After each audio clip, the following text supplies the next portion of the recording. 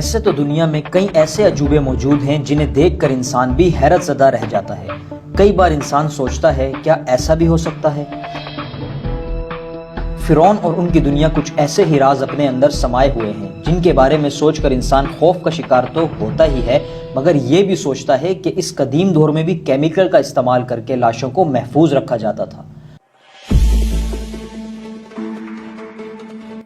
عام طور پر فرعون اور ان کی ممی کے بارے میں تو بہت سی خبریں اور معلومات انٹرنیٹ پر مل جائیں گی، مگر ہم آپ کو بتائیں گے کہ ایک ایسی خاتون ممی کے بارے میں جو کہ حاملہ تھی۔ پولینڈ کے سائنسدانوں نے ایک ایسی ممی پر تحقیق کی ہے جو کہ اپنی نوعیت کی منفرد ریسرچ تھی۔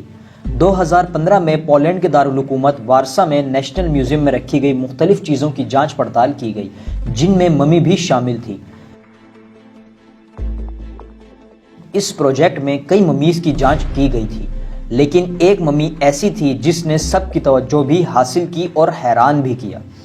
اس ممی پر تحقیق کرنے والوں کا خیال تھا کہ شاید یہ کسی مرد پجاری کی ممی ہے جسے ممی بنا کر رکھا گیا تھا۔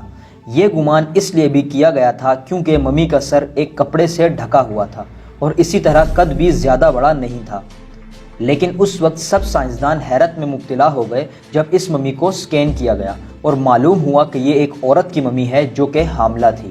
یہ انکشاف بھی ہوا کہ یہ ممی حمل کے آخری دنوں میں تھی۔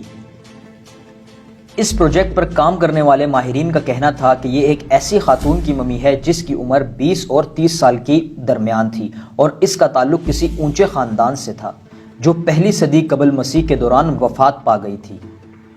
ممی کے سر پر بال موجود ہونے کی وجہ سے یہ پتہ نہ چل سکا کہ ممی کی وفات کس وجہ سے ہوئی، مگر اس وقت ممی کے پیٹ میں موجود بچے کی عمر 6 سے 8 ماہ تھی۔ ممی کے پیٹ کے اندر سے 4 بنڈل نکالے گئے جن میں خیال ہے کہ اعضاء کو محفوظ کر کے رکھا گیا تھا، لیکن سائنسدانوں کا کہنا ہے کہ بچے کو بچہ دانی سے نہیں ہٹایا گیا تھا۔ سائنسدانوں کا کہنا تھا کہ یہ واضح نہیں ہے کہ اسے کیوں نہیں نکالا گیا اور الگ نہیں کیا گیا، لیکن ان کا خیال ہے کہ ہو سکتا ہے کہ اس کا تعلق بعد کی زندگی یا اسے نکالنے میں مشکلات سے ہو۔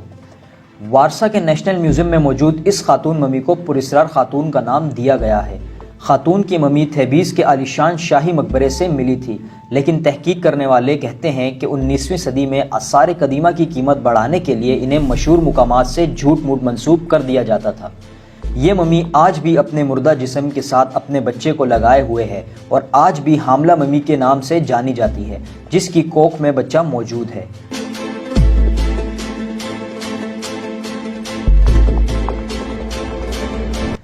ایسی ہی منفرد، دلچسپ اور حیرت انگیز معلومات کے لیے ہمارے پیج کو لائک کریں اور ویڈیوز کو لائک اور شیئر کرنا نہ بھولیں۔